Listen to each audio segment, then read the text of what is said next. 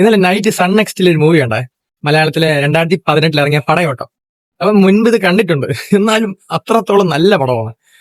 എങ്ങനെ പറയാൻ, ആ സമയത്ത് എനിക്കറിയില്ലായിരുന്നു ഇതാണ് ബേസിൽ ജോസഫ് എന്നൊക്കെ. അതിൽ ബേസിൽ ജോസഫ് ഉണ്ട്, നടൻ ആര്, ബിജു മേനോനാണ്. ബിജു മേനോൻ, ബേസിൽ ജോസഫ്, ദിലീഷ് പോത്തൻ, സൈജു കുറുപ്പ്, പിന്നെ സുധി, ഇവരൊക്കെ ചേർന്ന് മുഴുവൻ നീള കോമഡി പടമാണ്. എനിക്ക് അത്രത്തോളം നന്നായിട്ട് ഇഷ്ടപ്പെട്ട ഒരു പടമാണ്. പണ്ട് കണ്ടിട്ടുണ്ടെങ്കിലും ഇപ്പം കാണുമ്പോ ആ ഒരു പഴയ കണ്ട ഇതൊന്നുമില്ല, പുതിയ ഫ്രഷ്നെസ് ആയിട്ടാണ് കണ്ടത്. അപ്പൊ അത്രത്തോളം നല്ല പടമാണ്. എന്നുവെച്ചാൽ ഫുള്ള് കോമഡി പടം. ജസ്റ്റ് സൺ നെക്സ്റ്റ് ഇങ്ങനെ നോക്കിക്കൊണ്ടിരുന്നപ്പം ആ ഒരു ഇത് കണ്ടു.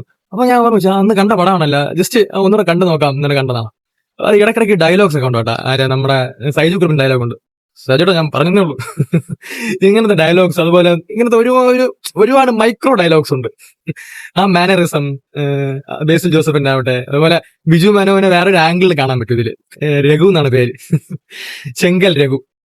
അപ്പം ഞാൻ പറയാൻ വന്നു വെച്ചാൽ, ഇപ്പോഴത്തെ കാലത്ത് ഇങ്ങനത്തെ മൂവി ഇറങ്ങുന്നില്ല. ഇപ്പം 2026 അല്ലേ, ഇപ്പം കറന്റ് ഇങ്ങനത്തെ ഒരു കോമഡി മൂവീസ് ഇറങ്ങുന്നില്ല. മൂവീസ് ഇറങ്ങുന്നുണ്ട്, ആക്ഷൻ, ത്രില്ലിംഗ്, ഫീൽ ഗുഡ് ഒക്കെ ഇറങ്ങുന്നുണ്ട്, കുറവാണ്. പക്ഷെ ഇങ്ങനത്തെ, ഞാൻ കോമഡിയുടെ ആളാണ് കേട്ടോ. ഞാൻ ഇങ്ങനെ കോമഡി ഇഷ്ടപ്പെടുന്ന ഒരാളാണ്. കോമഡി മൂവീസ് ഞാൻ കാണും, എല്ലാം കാണും, കോമഡി മൂവീസ് എല്ലാം കാണും.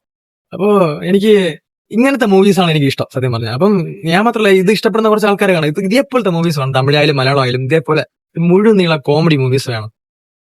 അത് കുറവെന്നാണ് എന്റെ ഒരു തോന്നലെന്നറിയില്ല. ഞാൻ ഇപ്പം കാണാറില്ല അങ്ങനത്തെ മൂവീസ്, ഇപ്പം ഇറങ്ങുന്നതായിട്ട് എനിക്ക് അറിയില്ല.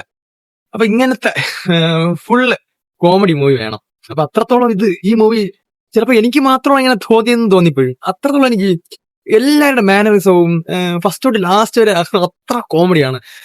ഞാൻ ഭയങ്കര ചിരിയായിരുന്നു. രാത്രിയാണ് കണ്ട് ചിരിക്കുന്നത്, 11-12 മണിക്ക്. അപ്പൊ അത്രത്തോളം ഈ മൂവി എനിക്ക് ഇഷ്ടപ്പെട്ടു. അപ്പൊ മാക്സിമം എല്ലാവരും കണ്ടിട്ടുണ്ടായിരിക്കും. കാണാത്തവരാണെങ്കിൽ, കോമഡി ഇഷ്ടപ്പെടുന്നവരാണെങ്കിൽ ഉറപ്പായിട്ടും കാണണം. അത്രത്തോളം നിങ്ങൾക്ക് ഇഷ്ടപ്പെടും ഈ മൂവി. അപ്പൊ ഇപ്പം തിയേറ്ററിൽ ഇറങ്ങിയാൽ പോലും ഞാൻ പോയി കാണും. ശരിയെന്നാ.